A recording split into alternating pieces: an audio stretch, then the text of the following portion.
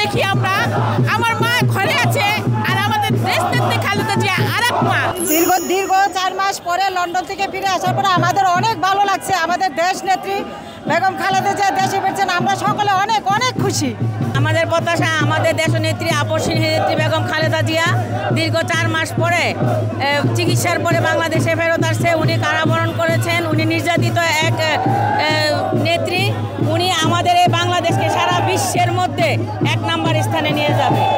বাংলাদেশ হবে মাদক মুক্ত, বাংলাদেশ হবে সন্ত্রাস মুক্ত বাংলাদেশ গড়ে তোলার লক্ষ্যে, দারিদ্র্য উন্মোচন করার লক্ষ্যে, শিক্ষা খাতে উন্নয়ন করার লক্ষ্যে উনি সর্বোচ্চ ভূমিকা পালন করে বাংলাদেশকে সারা বিশ্বের মধ্যে পরিচিতি এনে দিবে। খুশি, অনেক খুশি, ভালো লাগতেছে, ভালো লাগে, অনেক ভালো। স্বাগতম খালেদা জিয়া। আমার ভাষা নাই কোয়ানের যে আমরা দেশ নেত্রী খালেদা জিয়ার আগমনে আমরা ঘরে থাকতে পারি নাই।